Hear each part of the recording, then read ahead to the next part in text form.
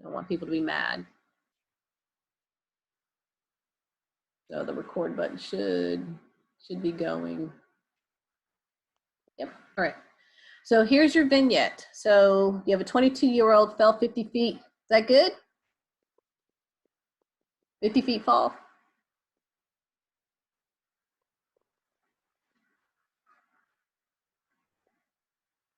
Nope. Anything 3 times your height is not good. So a 15-foot fall for me, because I'm 5'1". So a 15-foot 3-inch fall for me would be significant, just FYI. So he fell from the chairlift while skiing. Okay, I can see that makes sense. Wasn't in there really well. Landed on a hard packed snow. They're in the emergency room. They suspect he has a T5, T6 fracture with paraplegia. Based on the location of this injury, what problems would you anticipate the individual having? So in your textbook, they kind of give you, some things that they would be dependent at, some things they would be independent at. So based on this particular scenario, and I'm just asking before we even get to the questions, what issues would you anticipate this 22-year-old individual having?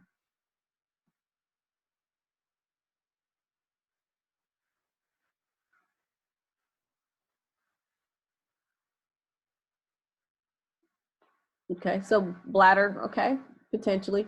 So in your book, I believe it's table 68.3 in your textbook that's in Brunner. It kind of gives you a clear-cut layout of what things they'll be able to do. However, from C4, your cervical vertebrae number 4, T1 through 6, and T6 through T12, they all assist in respirations. So they all assist in breathing, they all assist in respirations. Your C4 innervates the diaphragm, the T1 through T6 innervates the intercostals, and T6 through T12, they innervate the abdominal muscles that actually participate in breathing. So those folks, if they have injuries there, we would expect them to have some type of respiratory compromise or gas exchange issue. That would be the concept that you could relate that to.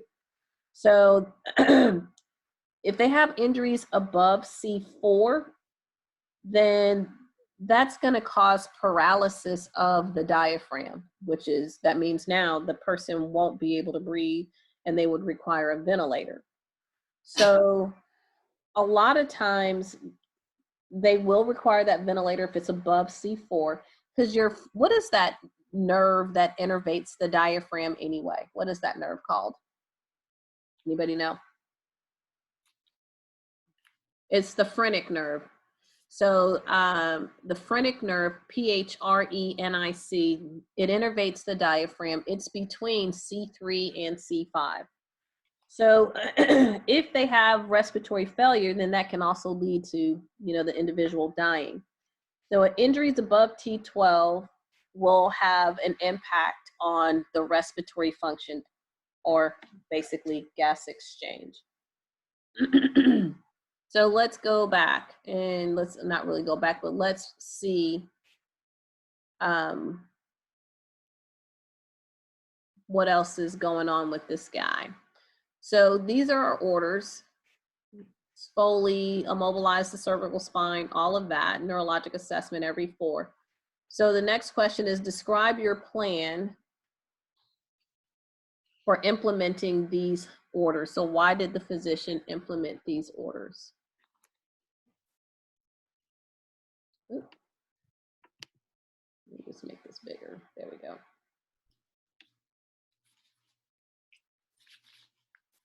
Why do you think the physician had these specific orders placed? Let me just go back to them.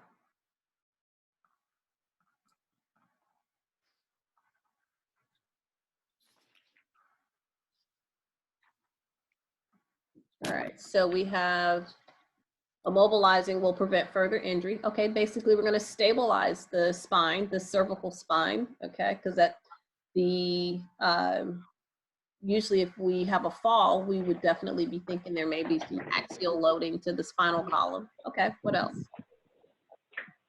Oxygen will help with gas exchange. Okay, so you know they can go into shock, and this is a trauma.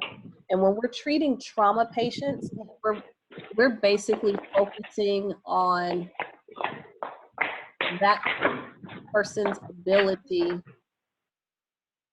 to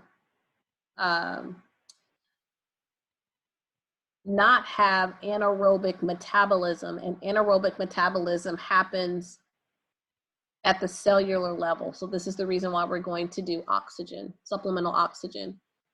All right, cardiovascular system.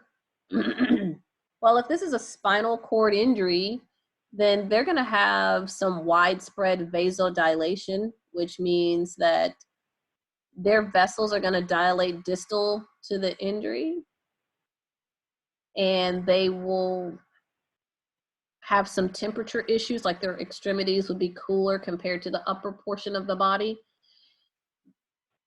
The vessels dilated, but the blood supply did not increase. So it kind of created like a hypovolemic process internally. Neuroassessments, so we're monitoring to see if the patient can sense, if they can feel, if they can wiggle their toes, you know, do they have any paresthesia, any tingling, and any burning? So all of those are components that we're looking at for this particular individual. So this neurologic assessment will let us know if they do have sensation, or if they do have nerves that have actually, you know, from healing that have returned, they can feel things and things of that nature. So when we're looking at the large bore IVs, we want to make sure that we can give them fluid, you know, keep them in case we need to give also medications to give the individual. We want to keep them warm. Why do we want to keep them warm? What's significant about the warmth? Remember, if the blood flows low, then you're not, you know, the blood helps to keep the body warm. So if you have that vasodilation, then that's going to prevent the individual from being able to, you know, stay in a warm state or help with circulation. So oxygen, if we go to hypoxemia, that's going to make the spinal cord injury worse. So that's the reason why, the other reason why we use oxygen. So there's several different reasons here for these orders. All right, so let's see. This is tragic.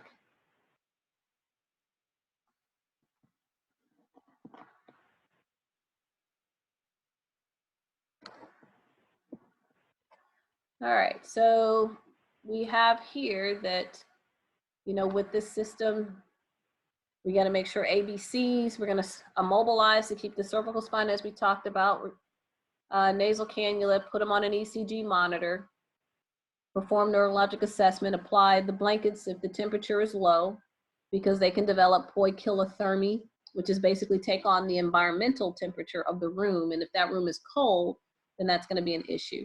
And then we put a Foley in because distal to the injury, they're going to have some deficits. So they may have loss of bladder and or bowel function.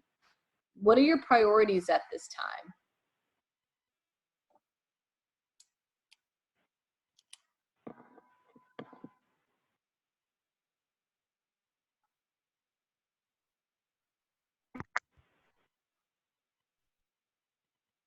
What would be your priorities? We have immobilization, help with circulation, prevent further damage. I like that. Airway check. Okay. Maintain breathing. All right. So ABCs. Priorities, no matter what the injury is, we're going to maintain our airway. We're going to make sure they have adequate ventilation. We're going to support their circulation, and we're going to prevent further injury. So that's kind of the goals of management for patients with spinal cord injuries. Is we want to prevent secondary injuries. We want to make sure that we observe for symptoms of progressive neurologic deficits. That's the reason why we're checking those those neurovascular checks every hour. And then we're going to prevent complications, and we'll talk about what the complications are coming up. So which assessment would you complete first? A, B, C, or D?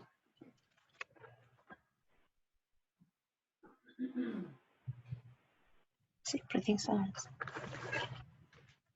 Airway.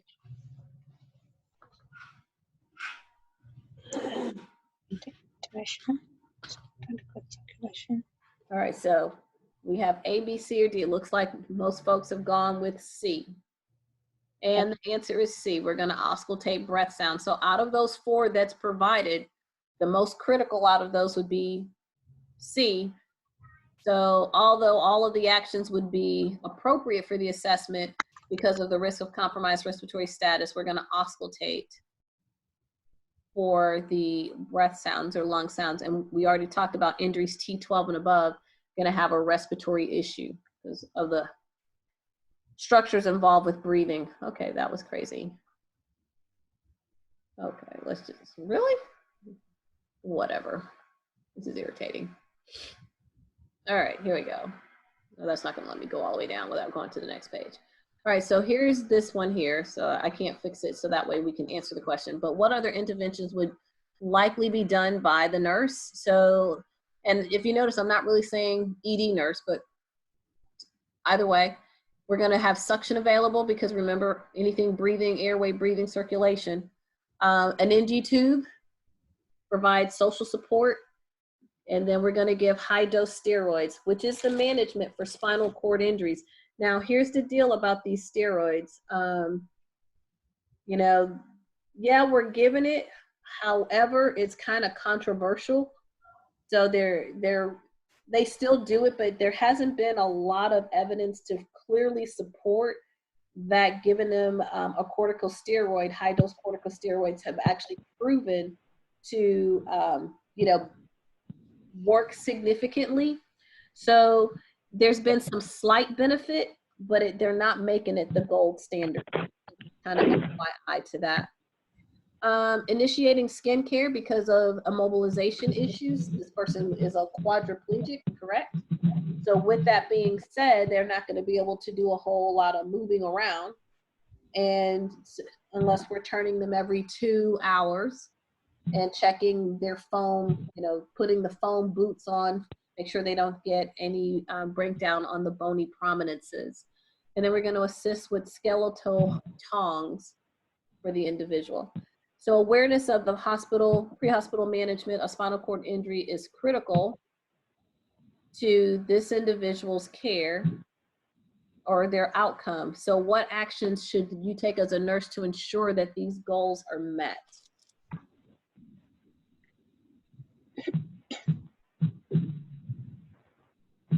What should we do as nurses?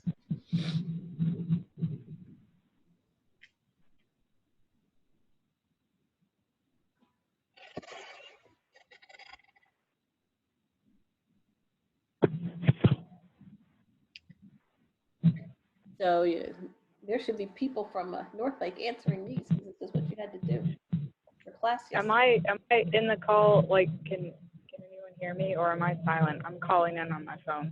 Nope, we can hear you, or at least I can. Oh, awesome! You can hear me. Okay, I wasn't sure. I'm driving my poor pregnant friend to Princeton. No worries. We're just gonna mute you for now, but as long as you can hear, we're good. Yeah, I can hear. Perfect. All right, so ask what the patient's initial care. Okay, you'll see that in the report, extrication. Okay, all right, that'd be a good place to start.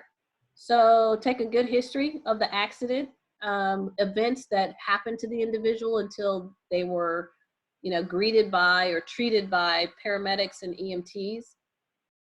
Make certain that the first responders transport information is incorporated in the patient's chart because that's going to let you know what happened beforehand.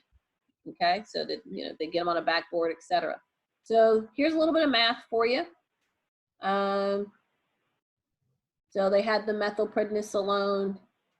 Give a 30 milligrams per kilogram of steroids over 15 minutes, and then we're going to do a maintenance drip. So basically, in a nutshell, how many milligrams would they receive based on 176 pounds?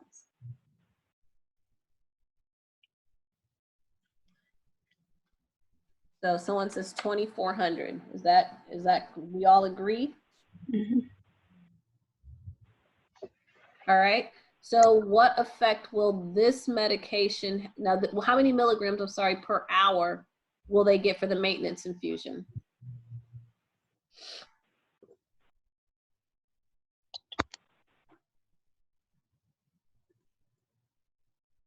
So this is a little bit different.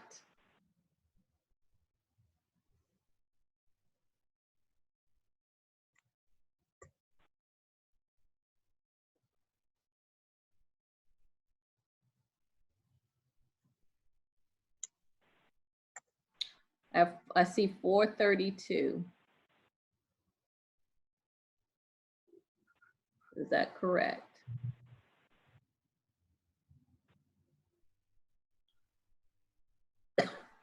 So if the maintenance is at 5.4, that'd be 5.4 times the kilograms, which is 80. So 432. All right, what effect will this medication have? What is the purpose of them giving the high dose corticosteroid?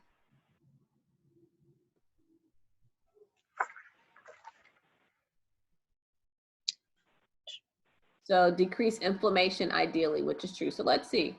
All right, so we have all that, and it's an anti-inflammatory. So there we go. And it's administered in high dose within 8 hours of a spinal cord injury. Help to reduce inflammation and damage to the nerve cells. So we need to make sure IV lines are patent. If the treatment started within 3 hours of the injury, then the infusion rate is administered for 23 hours. If it began between hours 3 to 8, then it actually gives it over 47 hours, so a little bit longer. All right, so here we go. So based on the level of injury where independent respiratory function is expected, he experiences low oxygen sats and is placed on a mechanical ventilator. The physician states that this is because of spinal shock. So how would you explain spinal shock to his family and why the mechanical ventilation is needed?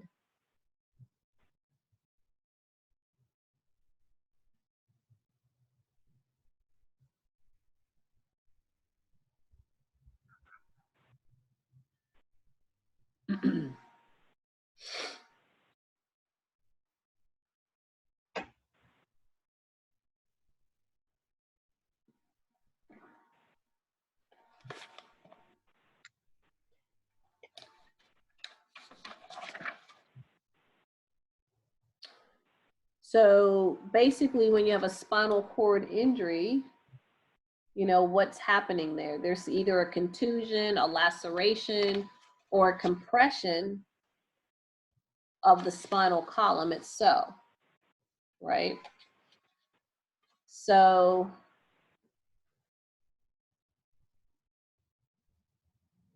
several different things can happen. They can have a complete transection of the spinal column. The patient will be paralyzed below the level of the injury. This is an insult related to the trauma itself. It's usually permanent based off the deficits. It doesn't mean that they can't get some functionality back.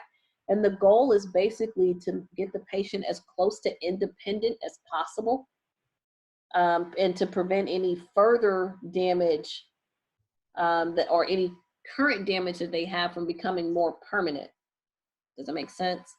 But because the thoracic area participates in or helps facilitate breathing, you know, the damage may be significant enough to impair their ability to breathe. So that's another reason. It may be permanent. Yep. So this looks like if he was able to breathe before, that this has now moved in the wrong direction, not necessarily the right direction. And we got to see how this plays out. This is not something they're going to be able to determine, you know, immediately. So in the initial phase, the flaccid paralysis with a complete loss of motor sensation and reflex function below the level of the injury. Our flexic period as spinal cord, a spinal shock might be described as temporary. So we got to wait for the next couple of weeks or the next week or so. The loss of sympathetic vasomotor tone, might result in vasodilation, increased venous capacity, and hypotension. That's that widespread vasodilation that happens in neurogenic shock. So at this time, these may be temporary and this may resolve. We'll have to wait. 3 critical potential infections will be that you think you need to monitor this individual for. Because infections is one of the things that you want to look at. So pneumonia, definitely. UTI, definitely. AD is not an infection, but we're going to talk about that coming up. So good point, Esther. So AD is, I think she means autonomic dysreflexia. Pressure ulcers, yep. So we want to look at pneumonia. We want to look at pressure ulcers. We want to make sure that, you know, we don't, it could be cellulitis. PE is not an infection. It's a condition. So let's look. So pulmonary infection, UTI, and wound. So those would be our top 3. All right, so this is probably going to skip to where I don't want it to, but that's fine. Oh, wasn't that bad. Okay, so here they're diagnosed, the fracture is confirmed, and so he's transferred to surgical ICU. He was taken to surgery 48 hours after the incident. He spends 2 additional days in SICU and 5 days in neurology, and now he's in the rehab unit. He continues to have paralysis of his lower extremities. Shortly after the transfer, he turns on his call light and asks for medications for a headache. As you walk into the room, you immediately note that his face is flushed and he is sweating profusely. So what complication do you suspect TW is experiencing and why?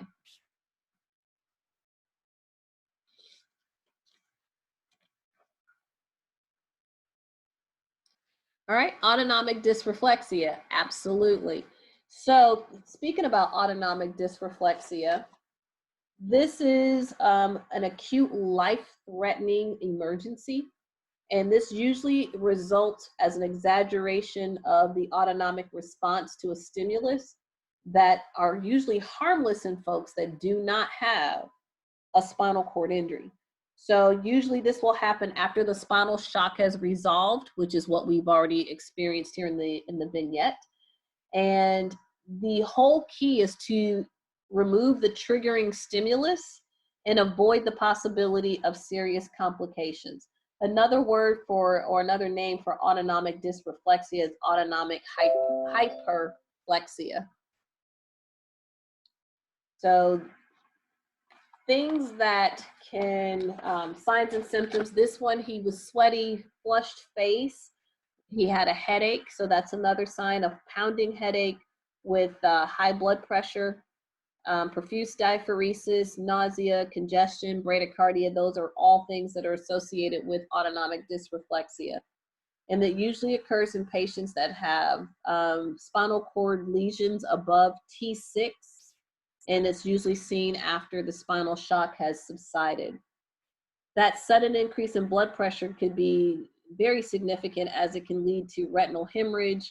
The person can have a hemorrhagic stroke, they can have a heart attack, or they can have seizures. So this is not some small fry situation.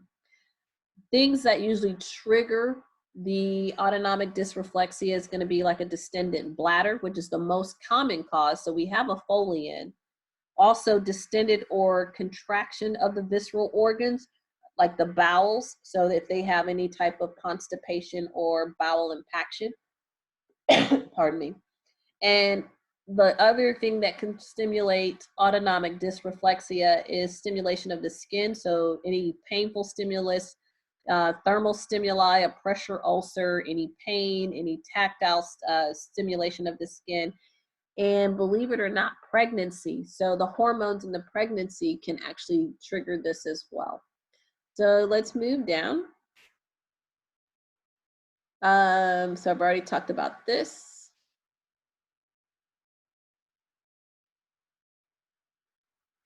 So there we go. All right. So what further assessment do you need to collect for this individual?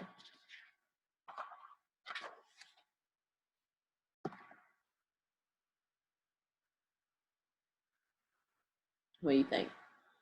What other assessment data?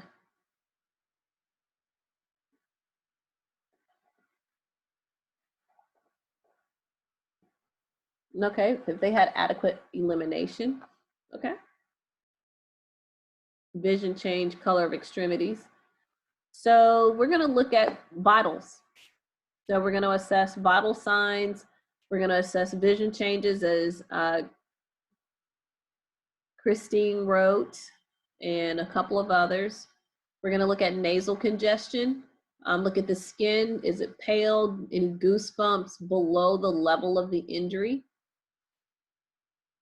We're going to also assess for potential causes. So urinary concerns, bladder distension, obstruction, infection, catheterization that can actually bring it on, bowel constipation. So these are all things that can lead to autonomic dysreflexia. So when the patients are, going to discharge out and go home or, go to rehab or wherever or after rehab, then we want to teach the importance, especially of bowel and bladder regimen, that they're, frequently evacuated so they don't have autonomic dysreflexia. What could happen if it's left untreated?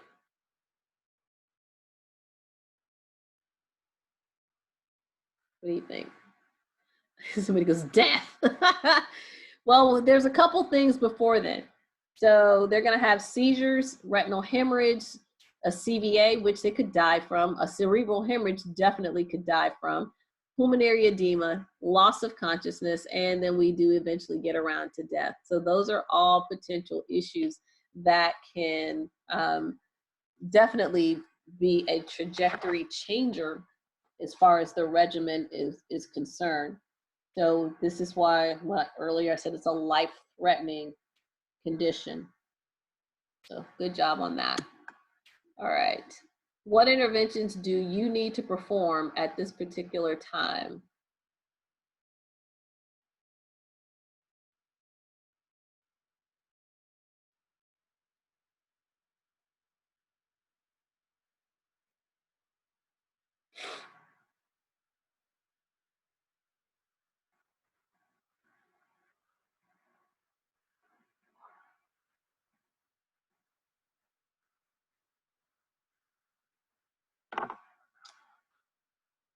Alrighty, let's see. Supine position. Okay, sit. All right, so when you're managing something like this, and this is also in your book, just in case you didn't take a peek at it, but management is there's a chart in your book. I can't remember what page it's on, but you're going to first put the patient in a sitting position immediately to lower the blood pressure. That's the first thing we're going to do. Then we're going to assess the individual to identify and alleviate the cause. We're going to figure out the problem. Empty the bladder. Make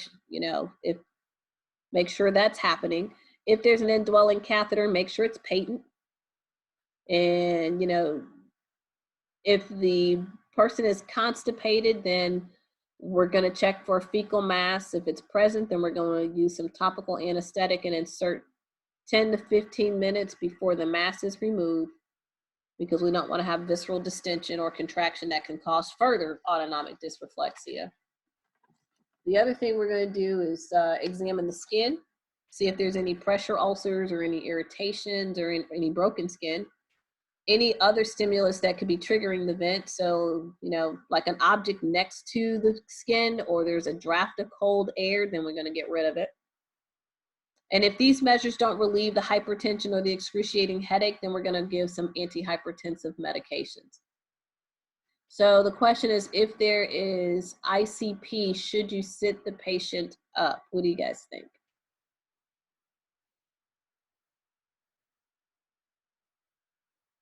So remember, this condition happens after spinal shock has resolved.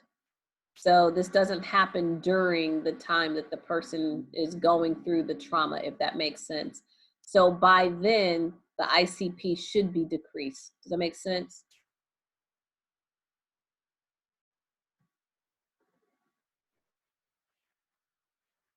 So we're gonna put them up. Also, we should have it written somewhere that the patient is at risk for autonomic dysreflexia, so all people are on board and can pay attention. So we're going to teach the patient about the prevention and management of AD, or autonomic dysreflexia.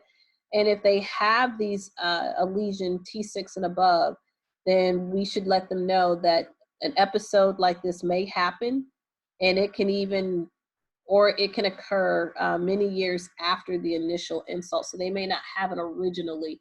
It may take some time to develop.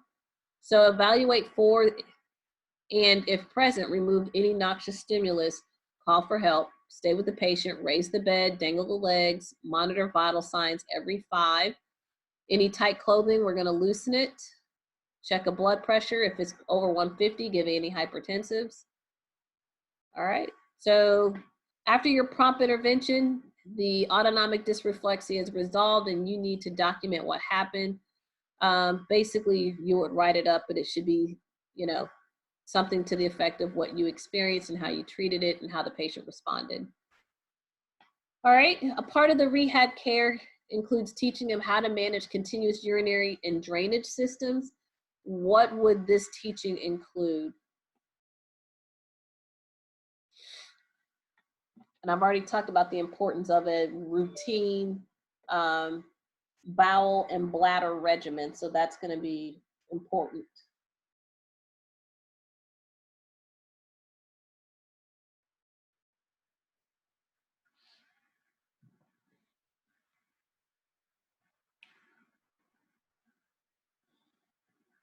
Advise fluid intake, okay. How to perform self-cath. Okay, so they may actually go home with an indwelling catheter, so I would make sure that it wasn't kinked.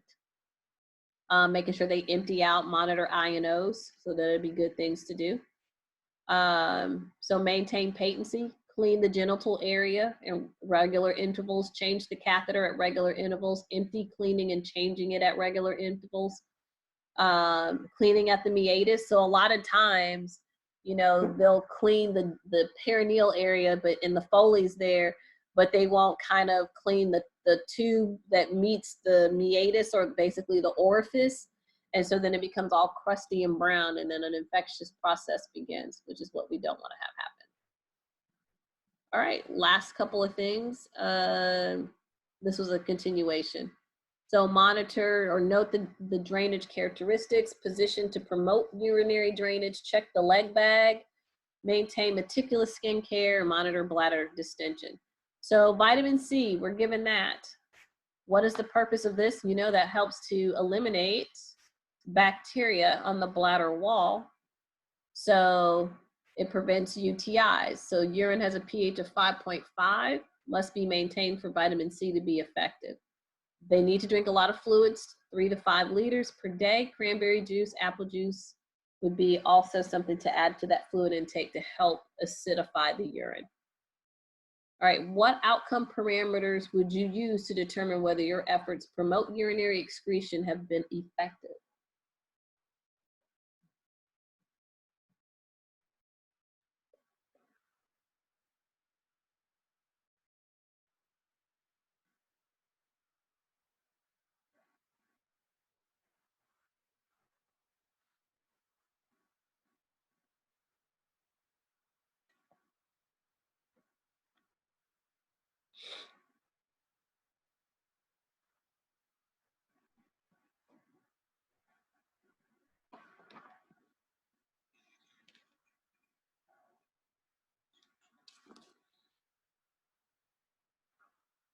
No takers? What?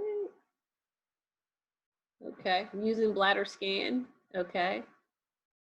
The patient urinates and blood pressure has lowered because decreased fluid accumulation. Okay. So they will experience an optimal pattern of urinary elimination as evidenced by urinary output without incontinence. Empty the bladder with residual volumes of less than 50 or an absence of bladder distension. So keep them free of UTIs, have a balanced intake of INOs, and make sure we have no skin breakdown. All right. Bowel training techniques. Ooh, I think I kind of described that earlier on.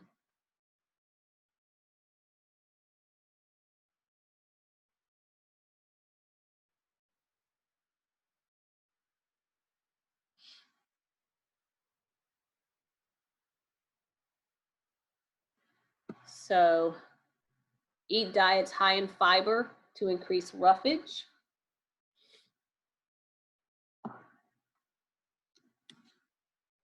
Understand the importance of adequate intake.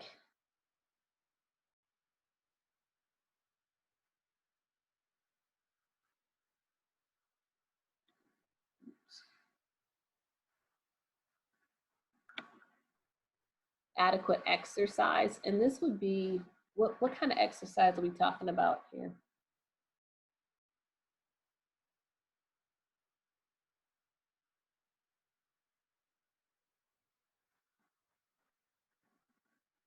We're talking about range of motion. So physical therapy, occupational therapy. So in order to get to that level of independence, OT would have to come in and PT. Initiate an uninterrupted, private, consistent time for defecation, usually after a meal. Give a suppository as needed. Perform digital stimulation. Evaluate the bowel status regularly, usually the same time every day. Use abdominal muscles and diaphragm to facilitate the evacuation. So usually this is the part that's like really home health driven, and you know, the individual, this is going to be, you know, they're going to need privacy and psychosocial support. You need social worker, you need case management, you need home health, maybe visiting nurses. So all of these folks will need to be a part of the process. Besides rehab, nursing, and then, you know, your medical team and surgical team. So the goal for the rehab is basically to promote independence and try to see exactly how much independence the individual will be able to ascertain. Injuries like this, people give up very quickly. And I had the pleasure of meeting a young guy that had one of these spinal cord injuries. I met him last November. And when they told him he wouldn't be able to walk, he just didn't take that. He, you know, what do I need to do? What type of exercises? What type of program? And he actually does have good functionality of his upper body. He can feel, he has stimulus or sensation in his lower body as well. He's still in a wheelchair, but they were basically saying he wasn't even going to be able to use his arms in addition to his legs. So he's still trekking along. He's still not, you know, satisfied with he won't be able to walk. So he's actually started some walking training. So it's, you know, I think it's kind of positive attitude as well on the nursing part. This kid just had he was 16 at the time, he had an injury with a motocross bike. And at that age, usually most folks would just give up and just say it is what it is. But he just said, I'm not going to accept it. And I'm going to try to get back as much functional use of my limbs as I can. And he did it. So we'll see how it goes. Ask whether he'll be able to have sex again. What would you tell him? And what are some possible referrals?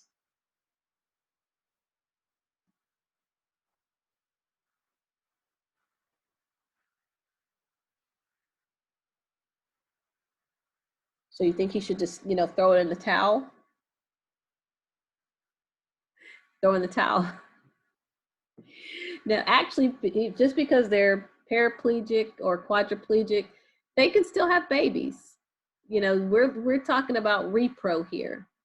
So sexual function is likely to be affected by his spinal cord injury. He may notice some changes in his ability to achieve an erection or ejaculation. So many techniques are available to increase erection, like drugs and vacuum pumps and erection rings. You're like, this is way too much information for me. He could see a urologist, fertility specialist. So these are all different things that they can do. to help facilitate that process. So urologist, were you speaking more for the erectile dysfunction? Is that where you guys were going? Yeah, okay, just checking. All right, realizing that he has special dietary needs, you request a consultation from a registered dietitian for an optimal diet plan. So why are we doing this? So what would be this diet plan? I think we kind of covered it. High protein, high calorie is what they need.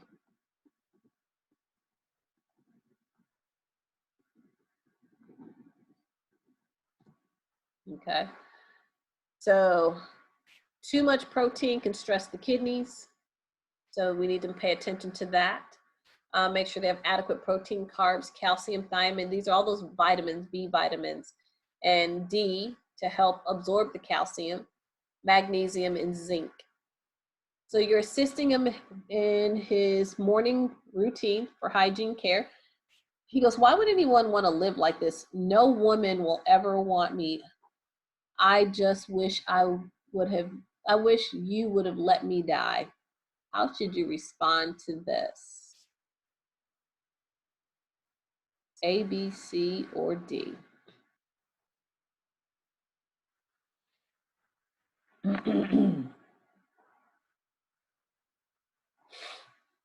Okay. The answer is Team who? Team Bravo. Nope, Team Alpha. Not Team Bravo. Team Alpha is you wish you would have died. So basically clarifying. Give me more information. So if you go with B, may make him feel that his statements are not appropriate. All right, hierarchy of rehab needs. So number the following options 1 through 8 based on priority. Lowest priority is 8, highest priority is 1. So I'll give you a couple minutes to do that.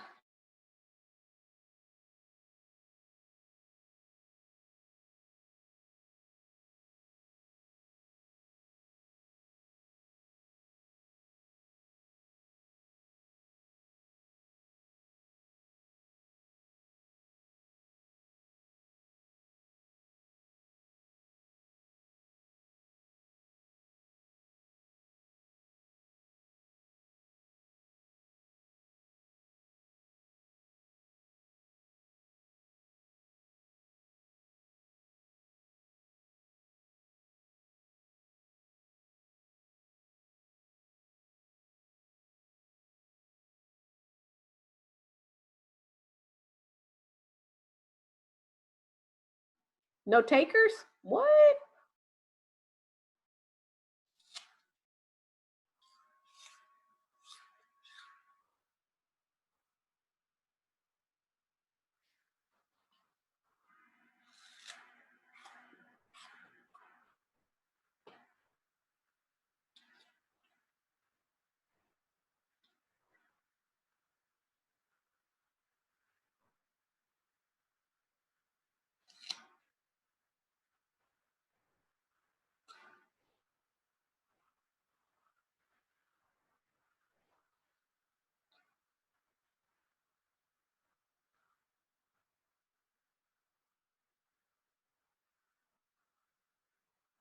All right, so we got 6, but let's see. Let's see for the folks who answered if you're right on point. Let's see.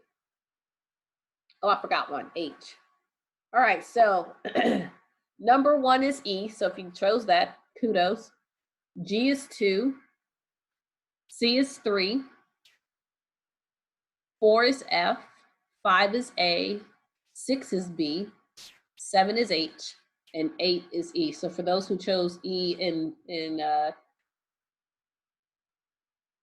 8 is D, not E. So if you chose E for 1 and D for 8, you got it together.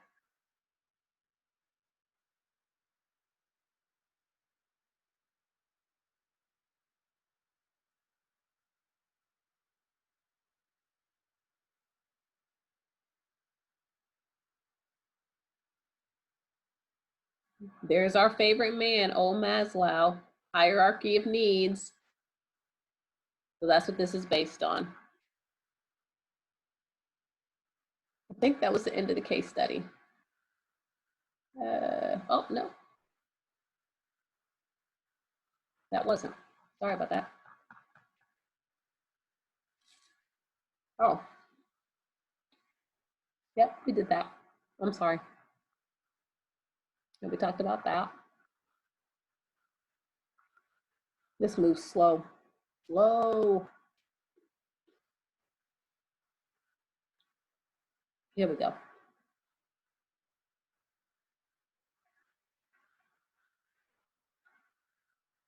think this may be the end.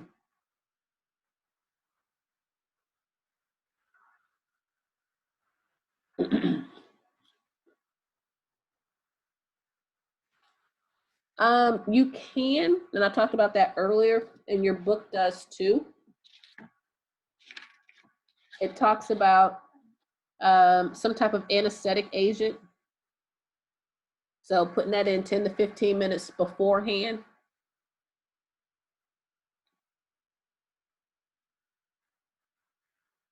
So that would be medications that you can use for the bowel training. There's usually like a case study resolution, or, and that's what I'm looking for. Like to end out the case study. That may just be it. It's not going anywhere else. Yep. Oh, all right. We'll stop that.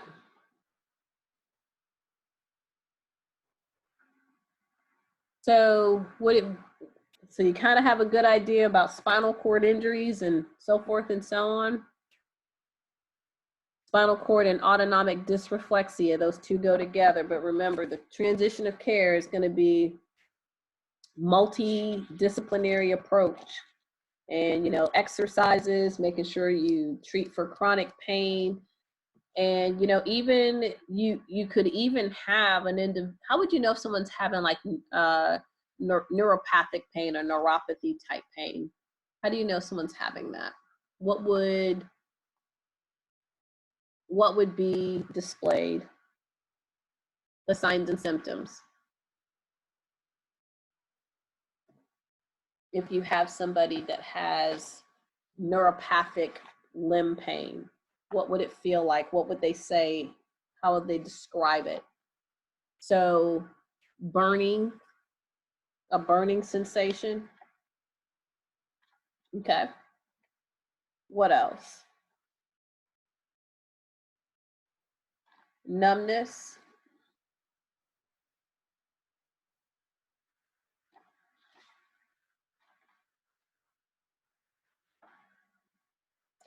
So shooting pain, it'll be sharp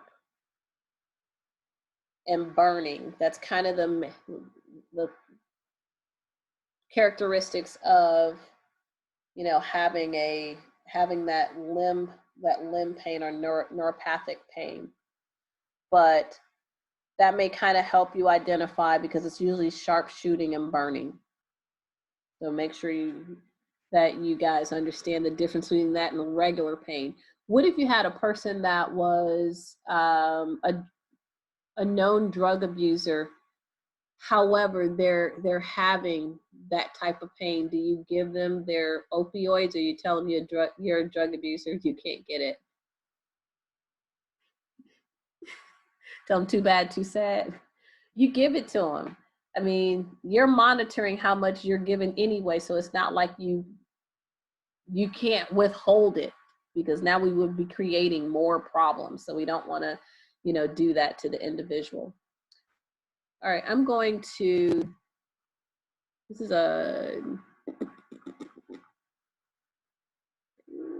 let's see, what was it I wanted to do? It wasn't that one. Talk about a couple things related to, I think I need to back up a little bit. I'm getting ready to show, there we go. Let's talk about compartment syndrome. So we're gonna talk about that a little bit. I'm gonna share my screen. and which will be my PowerPoint. And I know you guys have already looked at stuff, but this is just kind of a recap. All right, so with compartment syndrome, let's see. Come on, puppy. There we go. All right, so just kind of review. Here, this happens because there's been some type of crush injury that's happened, where it's happened longer than what? Is there a time frame on it? Or is it based off of mechanism of injury?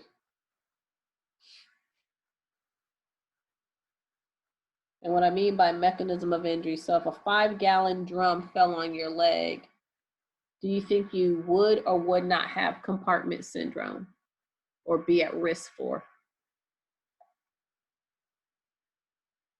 What are your thoughts? Because we're talking about musculoskeletal trauma, and compartment syndrome is one of the things that's there. You would be at risk. So here, you know, the circulation's compromised. The function of the tissue is now having some issues. We're going to end up with an increase in pressure inside the muscles. So there'll be fluid in between the tissue. However, as that tissue swells, it's going to encroach on the bones, the nerve endings, and everything. So circulation is going to be compromised, leading to nerve and muscle cell death. And we are concerned about that when the pressure is over 30 millimeters of mercury. That seems like a little bit in the leg, it's a lot.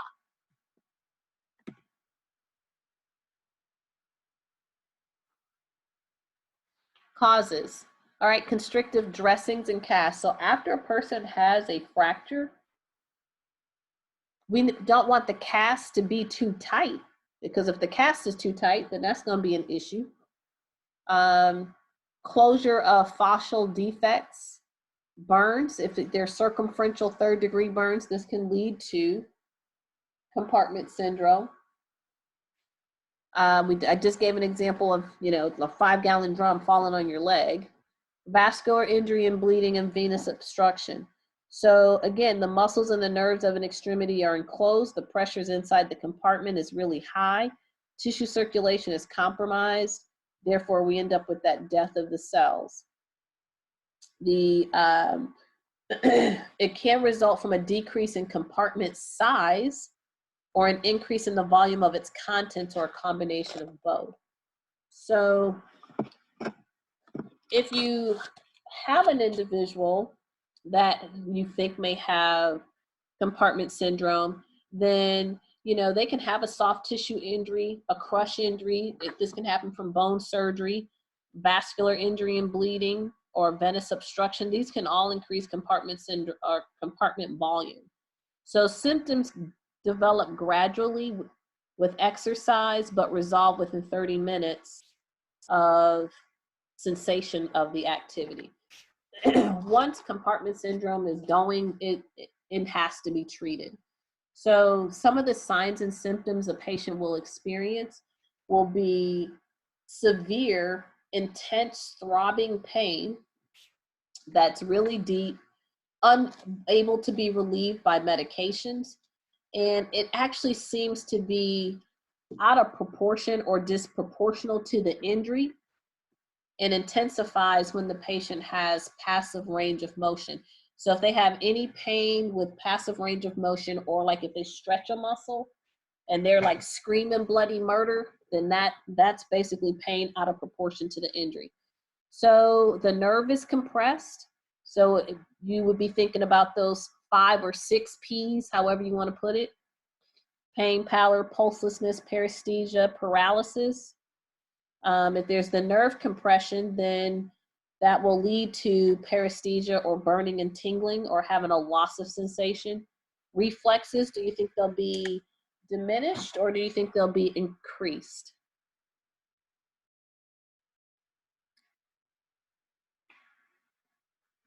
They're going to be diminished. So eventually, once that happens, they can end up losing motor function. it can take up to 48 hours to develop. So it may not necessarily happen immediately, but muscle necrosis can happen in as little as 4 to 8 hours. So you got to be mindful. Neurovascular assessments is going to be paramount. Those pain, pallor, pulselessness, and paresthesia and paralysis, you're going to be looking for those. And the paresthesia is an early sign. That's your earliest sign that there's nerve involvement. So as the nerve becomes more ischemic and there's more edema, then the patient's going to have a diminished sensation followed by complete numbness. So if you're waiting on motor weakness to be your telltale sign, motor weakness is a late sign of nerve ischemia. So that's why we're not waiting on it. We're going to rely on those 5 Ps. All right. Other things we're going to look at, peripheral circulation. So look at skin color, temperature, cap refill time, pulses. So those are things we're going to check. If we have cyanotic nail beds, then that's an indication of venous congestion. With the pale dusky digits, this, they're going to have a prolonged cap refill time. Pulses will be diminished, so this is letting you know that the arterial perfusion has been compromised. With edema, that may obscure the function of the arterial pulsation, so they may need a Doppler to actually check for pulses or verify pulses. Pulselessness and compartment syndrome, do you think that's an early or a late sign? That's a late sign. Awesome, awesome. So delay in treatment can actually result in permanent damage to the muscle, permanent nerve damage, in necrosis, rhabdomyolysis with acute kidney injury, and they may end up having to amputate the extremity. Pardon me. So pain assessment, sensory motor function, we want to check motor function, passive stretch, the palpation of the muscle compartments, and direct measurement of tissue pressure. So that's going to be our assessment that we're going to be looking for. And that direct measurements of tissue pressure can be obtained using a needle or a wick catheter inserted into the muscle compartment. So they're going to try to figure out if it's greater than how many millimeters of mercury? 30. Okay. Complications from compartment syndrome could be a venous thromboembolism. That's what a VTE is, venous thromboembolism. So that could be a DVT or it could be a PE. So they're associated with a reduced skeletal muscle contraction and bed rest. So if they have lower extremity fractures or if they have a pelvic fracture, then they're at high risk for developing VTE. DC or DIC, so disseminated intravascular coagulation, that is a systemic disorder from widespread hemorrhage and microthrombosis with ischemia. So they're creating a lot of clots. It's a clotting factor abnormality. So there's the early manifestations is going to be unexpected bleeding after surgery or bleeding from the mucous membranes, venous puncture sites, or blood in the urine or blood in the stool. Another complication is infection. So that'll be tenderness, redness, swelling, pain, warmth, increased temp, and purulent drainage. So since we're talking about compartment syndrome, this would be if they had a fracture or something like that. The last one, AVN. AVN is avascular necrosis, and here the bone loses its blood supply and dies. So this can occur after a fracture. The patient usually develops pain with movement.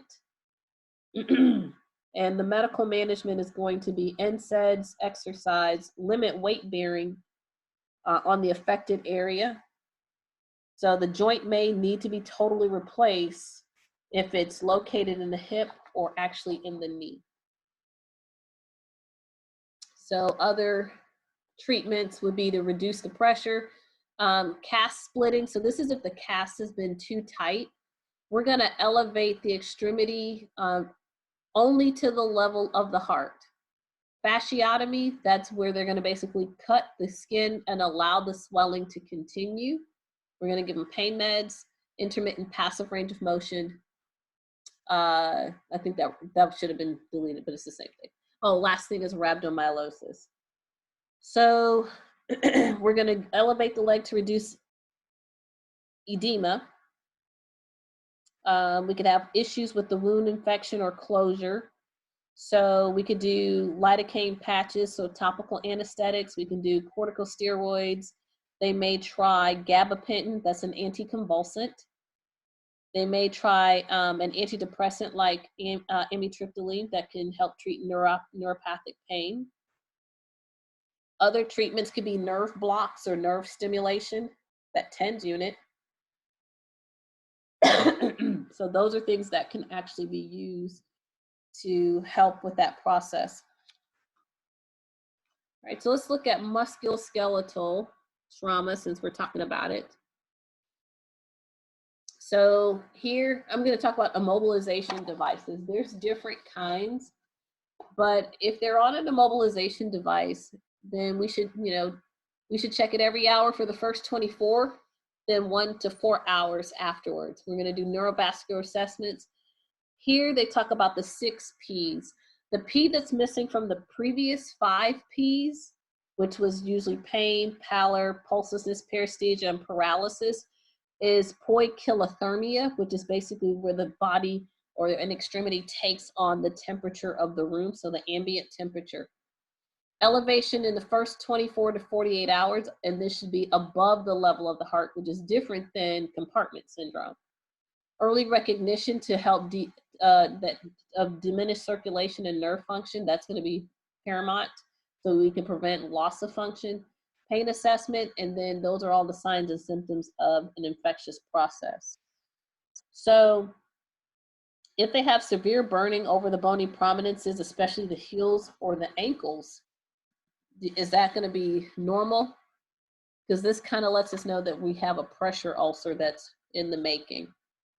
So check that circulation, motion, sensation of the affected extremity. Assess finger and toes of the affected extremity and compare it to the non-affected side. So we want to make sure that we're getting those things done. So we have things called external fixators, which are pins. And so this will be a device that's going to be outside of, it's going to be attached through the skin, I guess is a better way of putting it. The end goal of external fixators is to prevent osteomyelitis.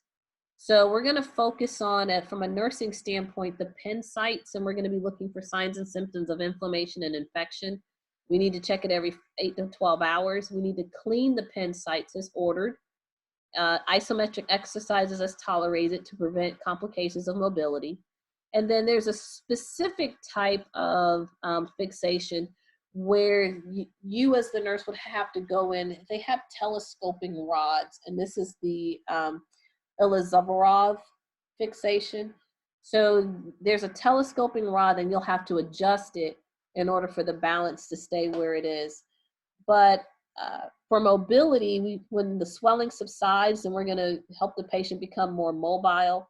So we're going to do some weight-bearing things. So we're going to do some non-weight-bearing and then some weight-bearing until they become fully weight-bearing. How do we clean the pin sites? How do we do that?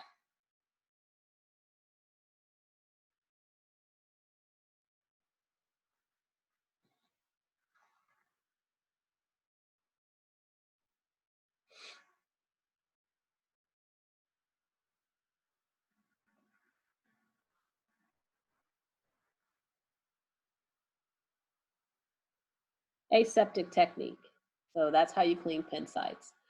Some will use chlorhexidine, and they may use it daily or once a week. So whatever your industry protocol recommends. But you're going to use 1 Q-tip per pin site so that you avoid cross-contamination. The external fixators could be removed once the soft tissue heals and there's no signs of infection, but then they may move the external fixator and put the person on a cast or put the person in a splint. The Ilizarov fixation is a specialized type of external fixator that has numerous wires that actually go through the limb, but it has a metal frame. So it's a little bit different than our normal stuff. Traction.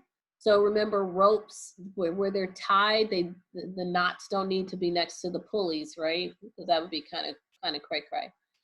But it has a pulling force that they utilize to align the bones of, and this could be anywhere that they can apply this traction. But they're using that force to maintain alignment of the injured part. And the goal of the traction is to decrease muscle spasms and pain and realign the bone ends. So therefore correcting the deformity. So if traction if it's in more than one direction, then one of the lines counter pulls the other. So that's how you get your balance there. The line pulls are known as force vector of forces. So the actual pulling force is between the two. So it's between the two ends. Why do we put people in traction? Well, to help promote healing, right? And also we can do surgery to help decrease the risk of certain syndrome called disuse syndrome and minimize hospitalization stay. So there's in your Brenner book in page 1139, it kind of gives you some more information about traction. So that way you'll know where to find it. And it's actually the principles of traction.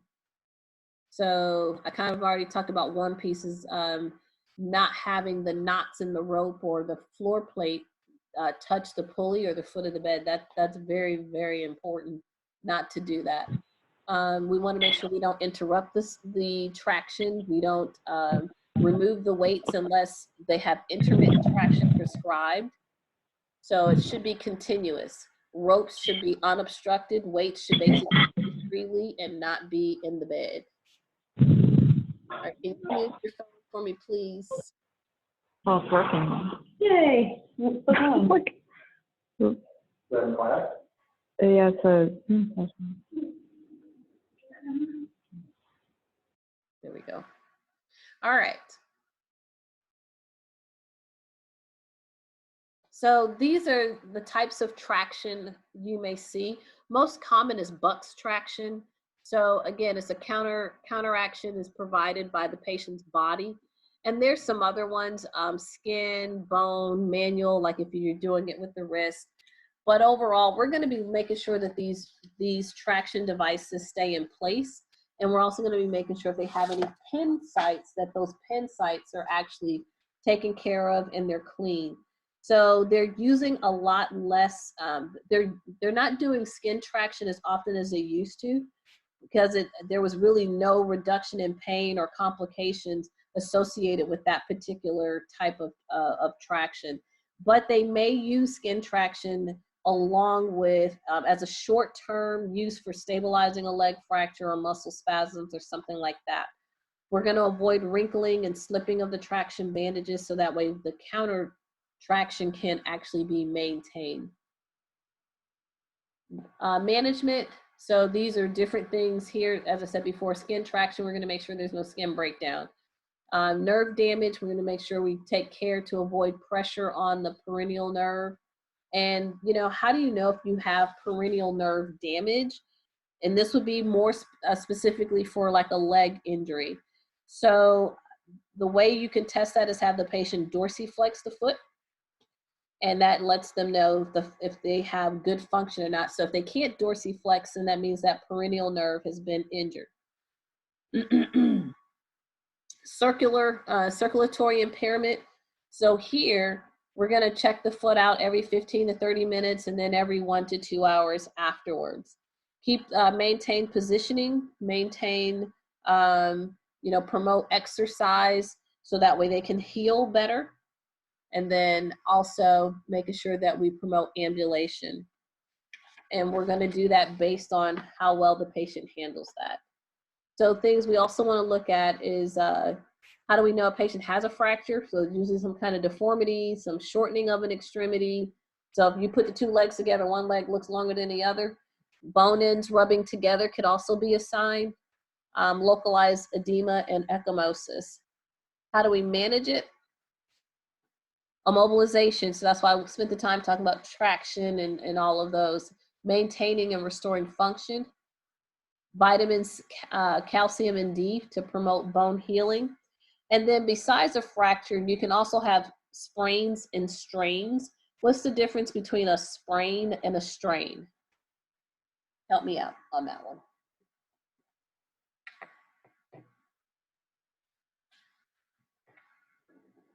Nobody? What? What's going on?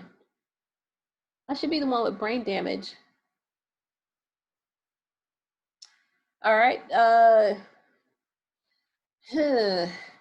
Align, what does that mean? If you have a sprain, what's basically happening to that area? So are you having issues with your tendons, or are you having issues with your not your tendons, but with your muscles, or are you having issues with your ligaments? So if you have a sprain, SP, then that's going to be issues with your ligaments and tendons that surround the joints. So here it can cause a twisting motion or hyperextension of a joint. The fiber or the ligament can be torn. So they'll have a hematoma, they'll have pain, swelling, joint instability, and a decreased joint function. If they have a strain, as you guys have already put up there, that is actually injury to the muscle or the tendon. So with that being said, that it's somehow that muscle or tendon has been overused or overstretched, or it's been excessively stressed. So here we have pain, edema, redness, and muscle spasm. So here's a muscle spasm where in a strain we have joint instability and decreased joint function. The joint may actually move abnormally as well. So things that can inhibit an individual from healing well would be individuals over 40, avascular necrosis, which we already talked about, bone loss, folks that smoke, folks with comorbidities like diabetes, corticosteroids, anti-inflammatories that can also inhibit healing, infection, if there's any malignancies, or space in between the tissue or space between the bone fragments. So if we try to get up early beforehand, then that's going to be an issue. We've already covered spinal cord, so I don't think we need to cover that anymore. We already talked about it and the management thereof. I'm trying to see if there's anything else I needed to add to that. All right, I'm going to skip down to amputations.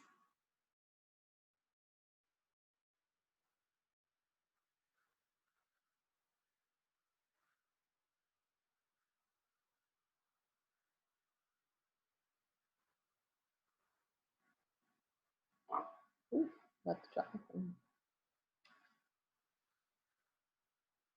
We'll talk about transition of care. Here we go, the amputations.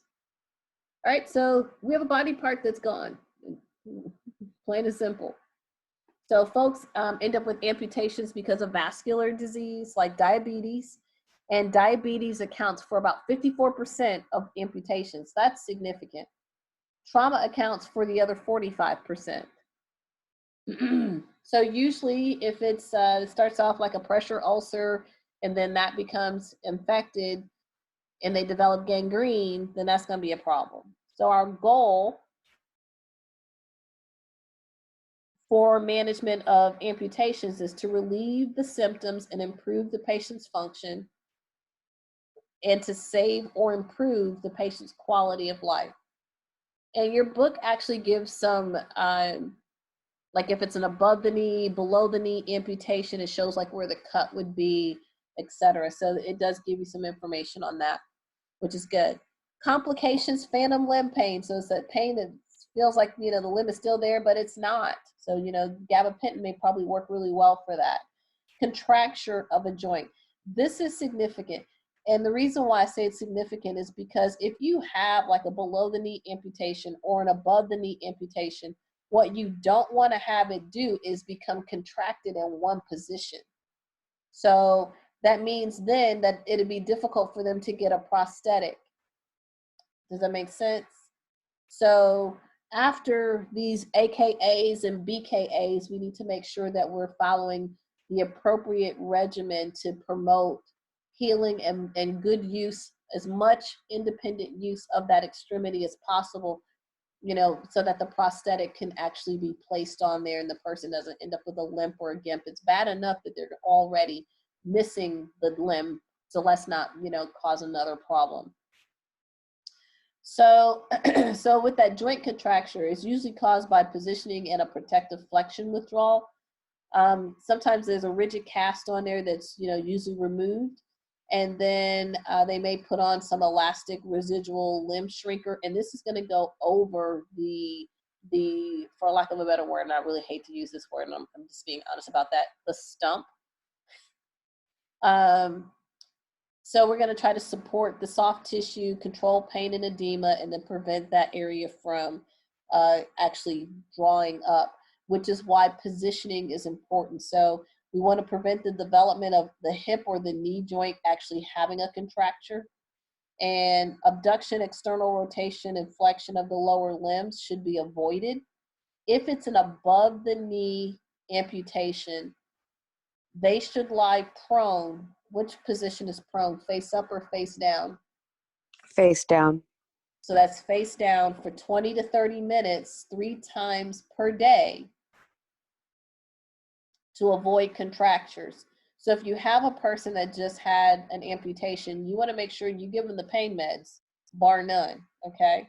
Legs should remain close together to prevent ABD, abduction, and that abduction deformity. After surgery, we're going to establish homeostasis and prevent complications related to surgery. So think about ABCs. There could be complications related to the anesthesia or immobility. So we'll make sure we're assessing respiratory, GI, GU, hematological, and skin for any other issues. Respiratory, more specifically, we don't want them to get atelectasis. What's atelectasis? Prolapsed lung. So alveolar collapse. So we don't want them to develop that, because if they get that, they'll more than likely develop a pneumonia. And if they're not moving, then we have the venous thromboembolisms that can develop. So they can develop a clot, end up with a DVT, or end up with pulmonary embolism. So there's several things there that we would have to be concerned with an amputation, but making sure that we follow the recommended regimen post-op, which is basically having them lay prone for 20 to 30 minutes, okay? One thing I didn't talk about is how do we treat sprains and strains? What is that mnemonic?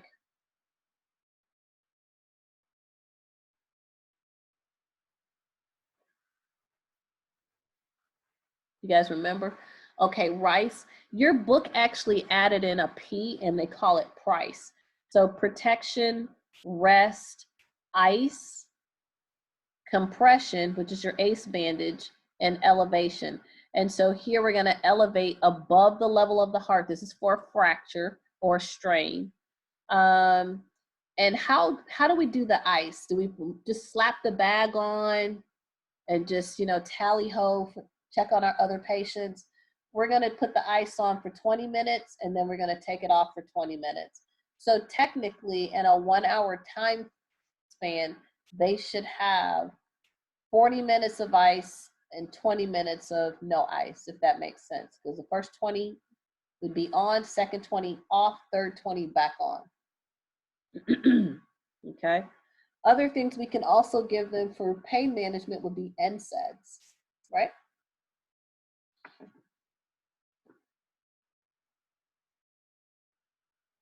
I thought my day was long. You guys are cracking me up.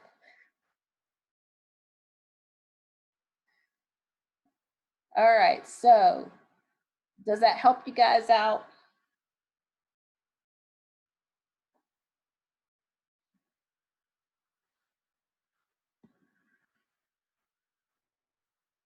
I know that I've told my Northlake students this, but I'm just going to reiterate it. Sharing is caring. So what you should do for any of your exemplars, these are the things you should be writing down. And if you're doing the raising the bars, you should be fine, because that helps you kind of hone things in. But you should look at, what's my patho to the disease condition? That's one. Number two, what's the incidences or etiology? So like the people that are most common to get it, if that's the case. Signs and symptoms, your assessment, labs and diagnostics,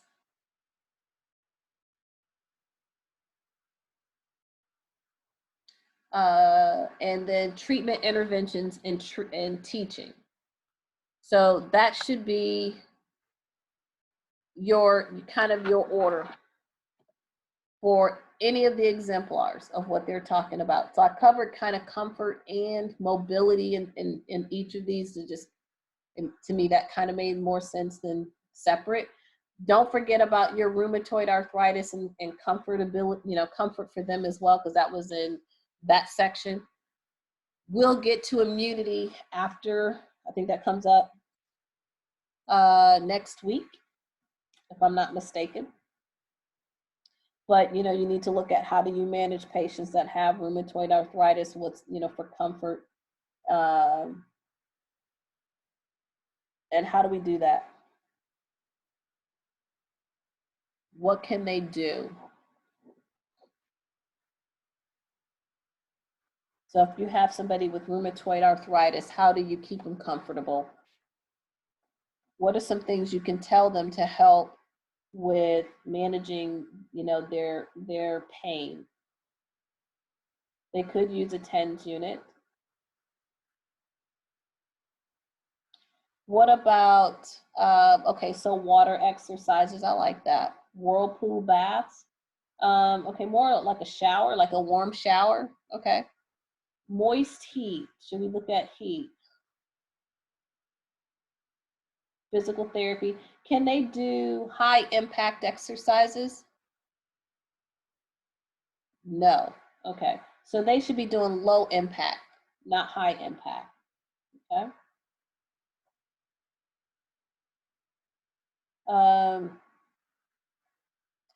How often should your, let's see, where was that? Make sure I say the right thing. Got a smidgen lost here. Just un momento. All right.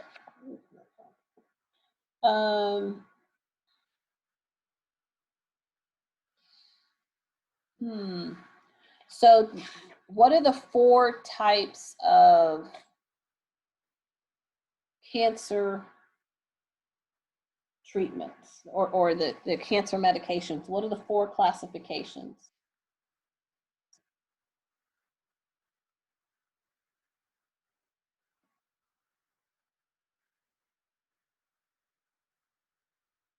Yep, the alkylating agent, that's one. Antimetabolite, okay.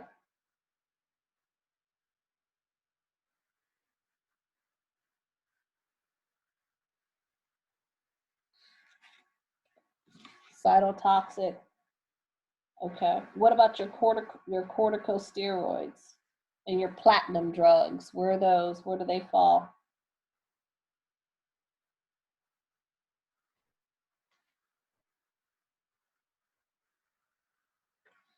So when you're looking at those, make sure you know what their MOIs are. There's so many cancer drugs. But if you understand the class of what they do, if cisplatin is one, then that will help you understand, you know, where they belong in the process.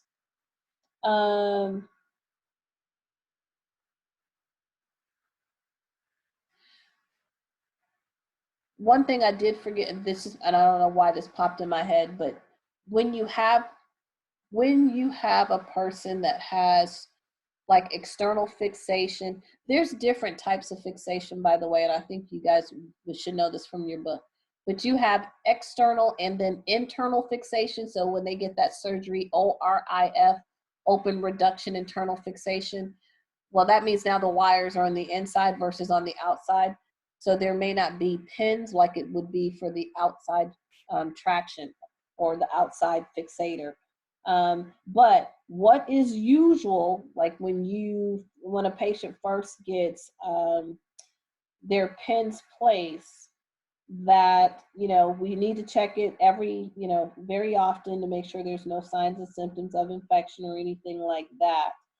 However, if they have serous drainage, what is serous drainage, by the way? Clear, reddish fluid. More yellow than red, but that's more serous versus serous sanguinous, where it's actually that bloody color. And that bloody drainage at the site, that should pretty much subside after 72 hours. So if they have just plain serous drainage, then I wouldn't worry about that, because usually right after serous sanguinous, it should become serous. But any pain at the site, purulent drainage, inflammation, extra swelling, all of those would be things that I would actually be concerned with. Does that make sense? Yay, nay, maybe? Okay. So tell me what you guys know about neutropenia.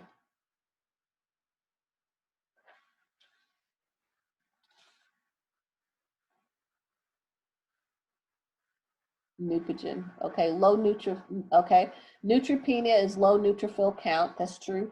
And the lower it is, does the risk of infection increase or decrease? So the lower the number, the more the risk of infection increases, even down to sepsis, correct? So when it's less than 500, have we hit a critical point?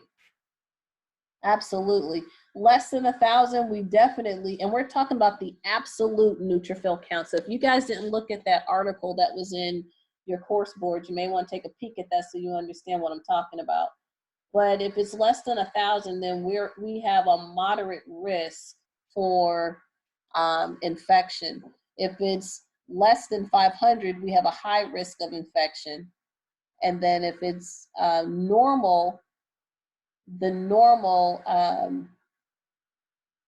neutrophils or absolute neutrophil count should be over 1,500.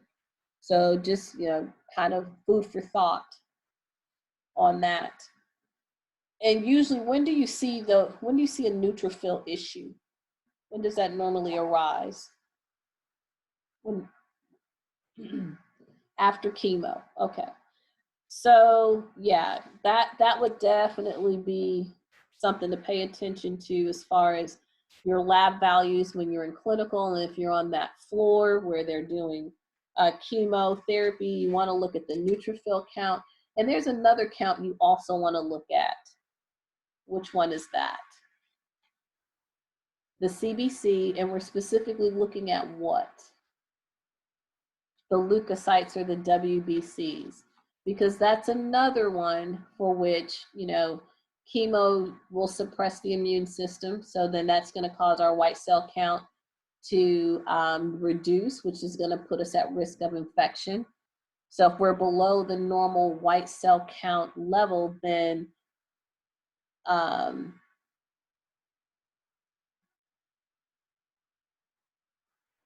should we be concerned or not? Okay. What if the patient is on filgrastim? So if they're on filgrastim, then what should we be thinking then?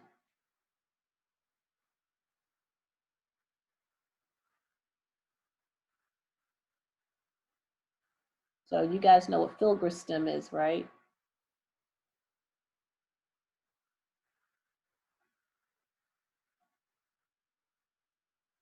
So tell me what's filgrastim. What is that drug?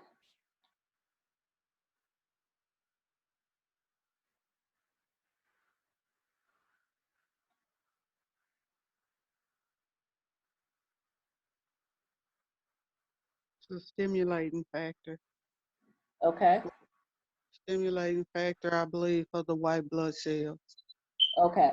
So their white cell count may not necessarily be where it should be. Does that make sense? So normal white cell count is what?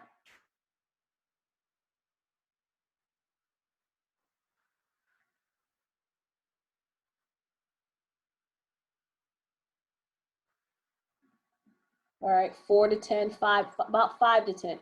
What you have, the 23 to 6,000 is the neutrophil count.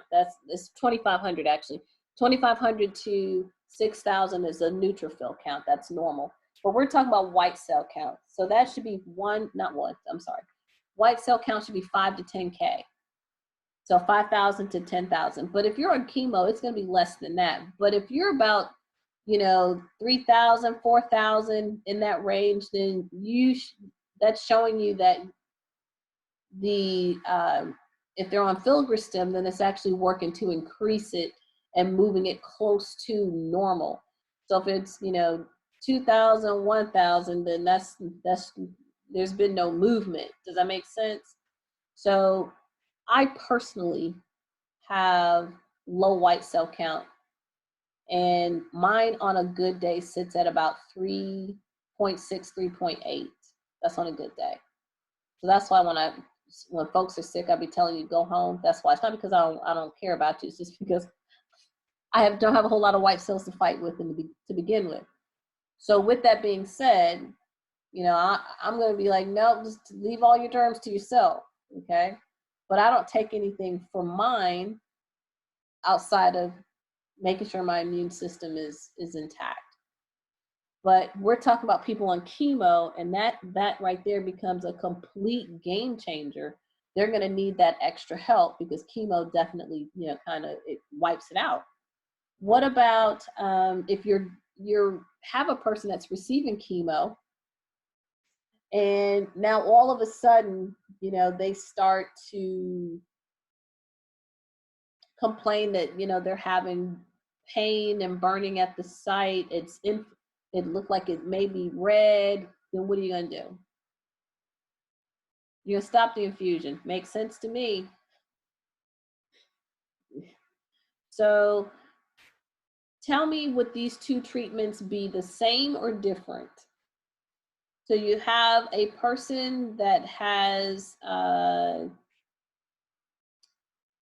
colon cancer, and the individual also has developed pain in the hip.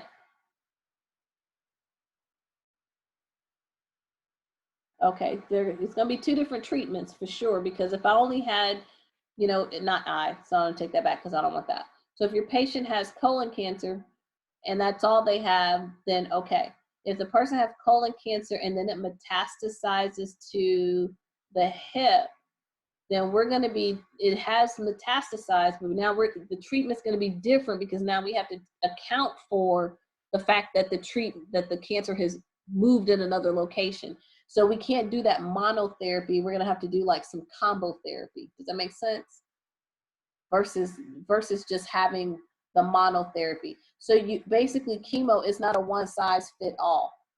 So if it moves or metastasizes to another location, then they're going to have to do like a combination therapy versus a monotherapy, and mono meaning only using one cancer med. And how does cancer spread anyway? Through what avenue or avenues?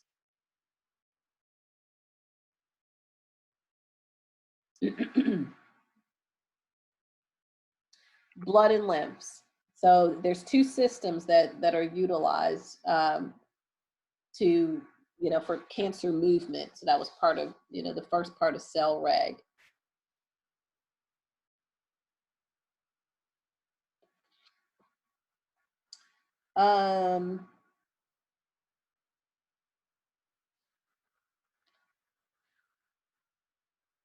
What are some causes, and this here will be more specific. What are some causes of, or what is one of the main causes why men develop prostate cancer?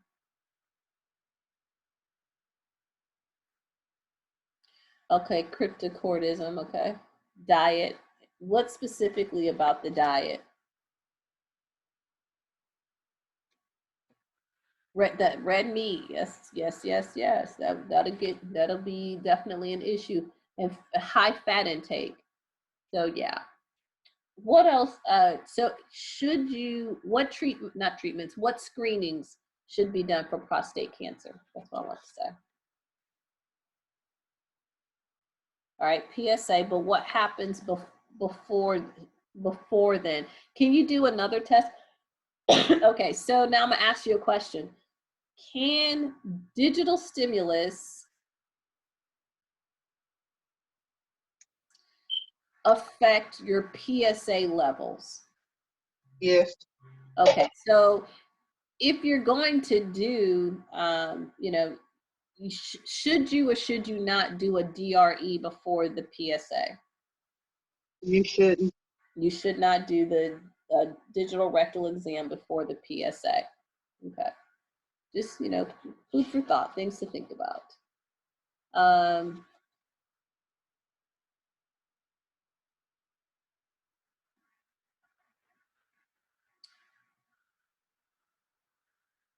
Let's see. I think that for me, unless you guys have a specific issue. I have a question for you. What if you have a person that has AML? What is AML?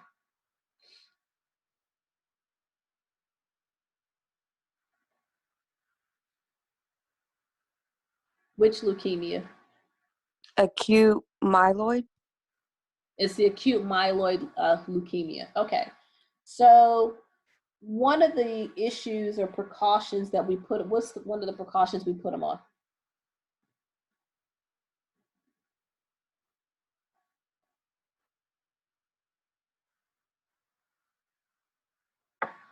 What if their platelet count is 80,000?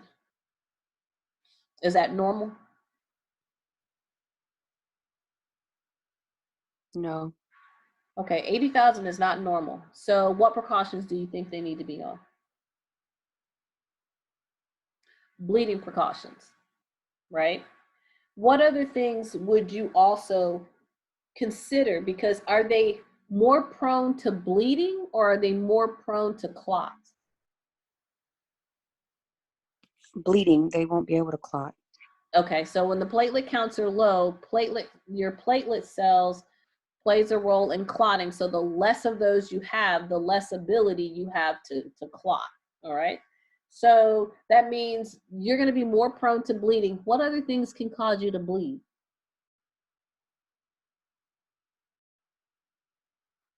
And this is just for your patient.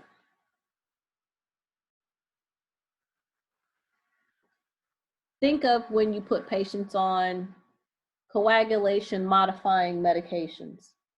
What do you tell them? What do they need to monitor for? Bleeding from the gums.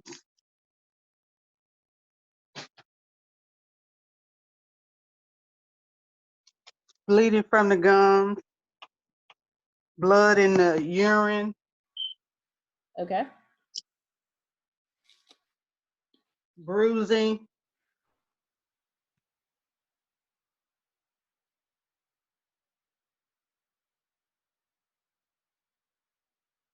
What about shaving? Be careful. Should they use a razor? Electric All right. razor. They should use an electric razor. So those are kind of, where else can they bleed? Stool, Urine, stool, nose. So all of those things you remind them about.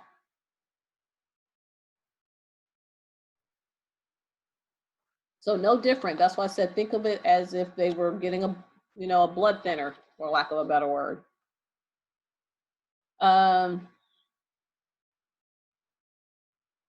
Colon cancer. So if you have somebody that gets colon cancer or develops colon cancer, how does that happen anyway?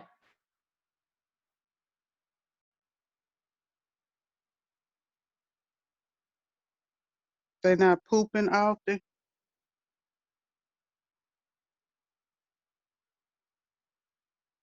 That is true. And people that smoke, or if they're overweight, then that sets them up for a multitude of cancers. Low fiber in the diet, because if you don't have enough fiber, that means you're not going to the restroom, right? So, you know, things to help you look at nutritional status related to cancer patients. With what lab values would you look at? This is in relation to if you're trying to determine their nutritional status.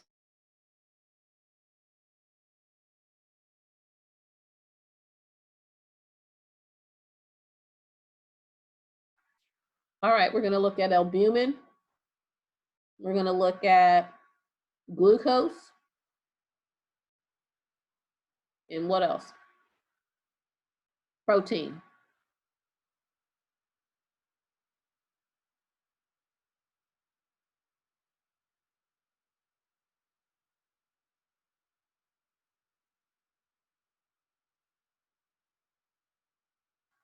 So what is the one thing patients don't want to have placed if they have colon cancer?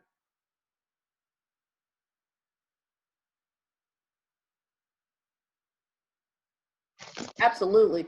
A colostomy bag. Nobody wants that one. So what types of team or what disciplinary departments should be a part of this process for your patient with colon cancer and a colostomy bag? Okay. Wound care. Surgeon, okay. Ostomy nurse.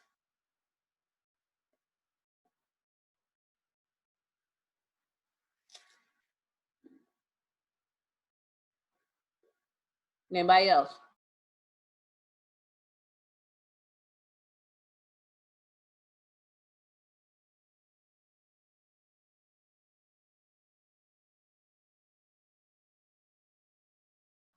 Okay, psych, counselor. There's a lot of education, support groups that's going to need to be done. So somebody has to do that. Social worker, they'll probably have to arrange for all those supplies that they would need, right? So there's multiple folks that you would need to have them be a part of that particular process.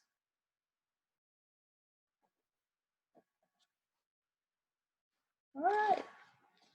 Questions?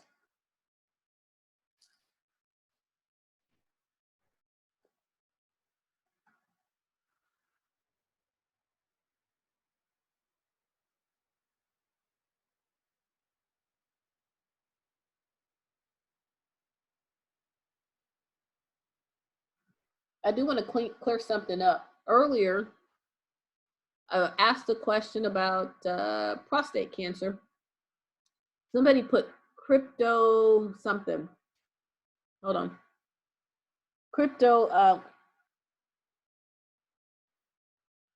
Cryptorchidism, which that's not a part of the PSA. PSA is prostate, but that would be definitely something for testicular cancer.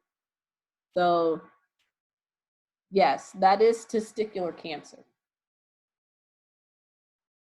So, or that'll be a risk factor that it'll be linked to.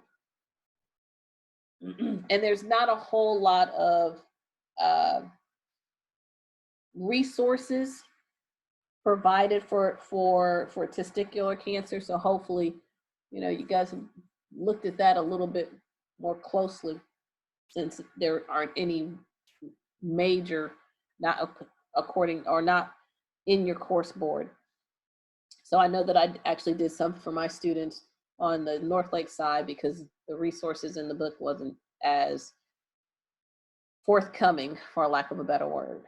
But so if you have a tumor anywhere, doesn't matter where it is, if a patient has a tumor and it's starting to, you know, press against another organ structure, what will be kind of the first sign you would see happen?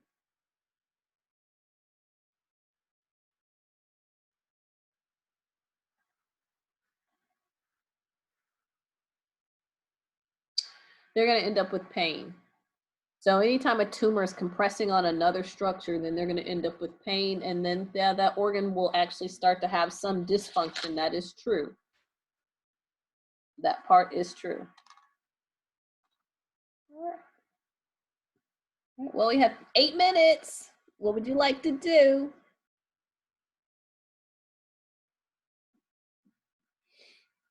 We wouldn't get through another scenario, so that's why I've laid that one down after the first one took almost an hour.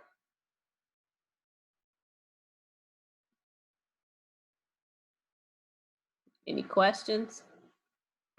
I know I asked this of my students. And this is just going to be a barometer check. So back on testicular cancer. So we talked, you know, because I talked to them about that. What can they do before? What can they do before, say, if they're going to have testicular cancer treatment, if they're thinking about potentially having kiddos? So yeah, they need to bank their sperm in a sperm bank somewhere. So that's, you know, some referrals that you can actually, you know, talk to them about that they may want to consider if they're you know, potentially wanting to have kids later. And some people, you know, they decide that if I have testicular cancer, I may not want to pass that on. So that you could be up or down with that particular thing. And, you know, there is that, like the brain blood barrier and the placental barrier, where there's also the testicular barrier too. So sometimes, you know, they have to, their treatments are going to be, they need to find something that's going to break that barrier.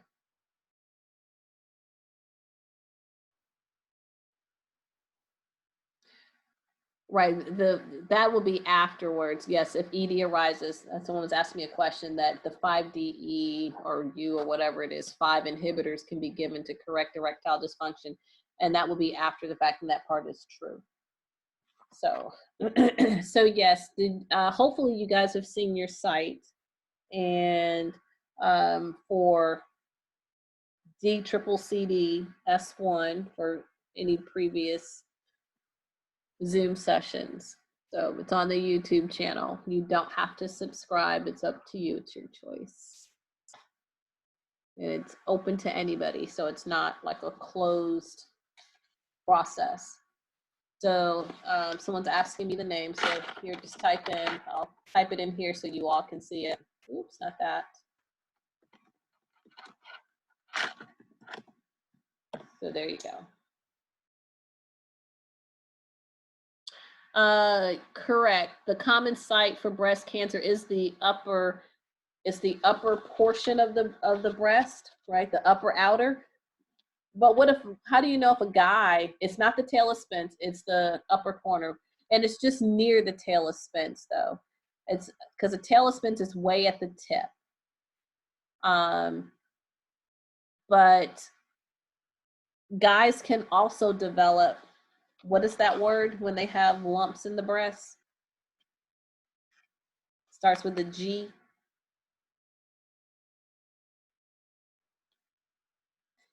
Gynecomastia. I like that gyno. I love it. Isn't that gynomastia? So with that, you know, what should they do if that happens to them besides freak out?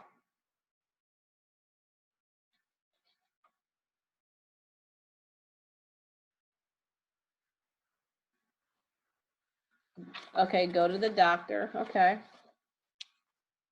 I'm not against that.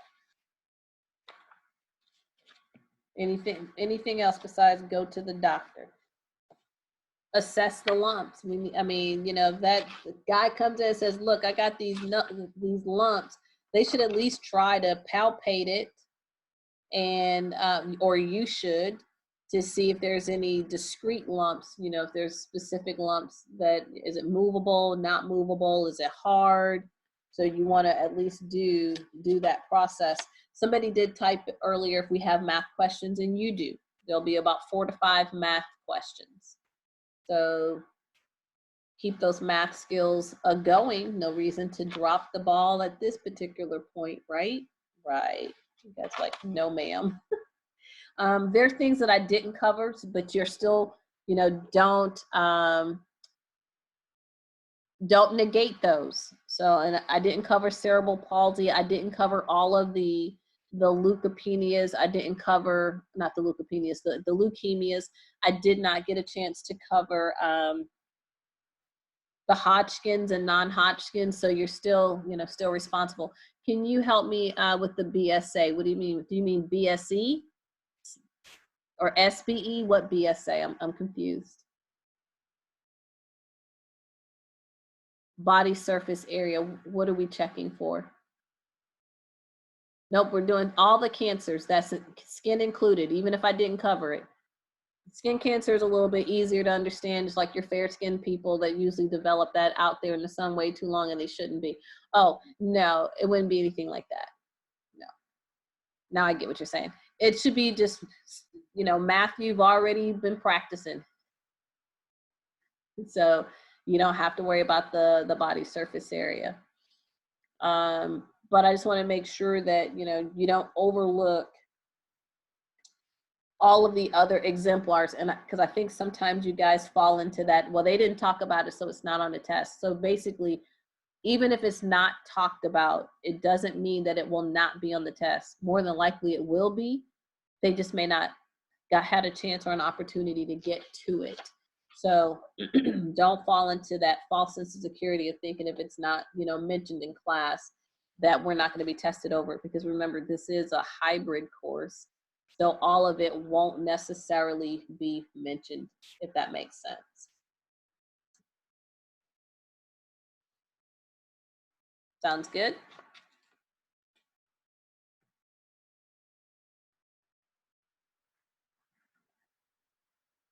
You're welcome.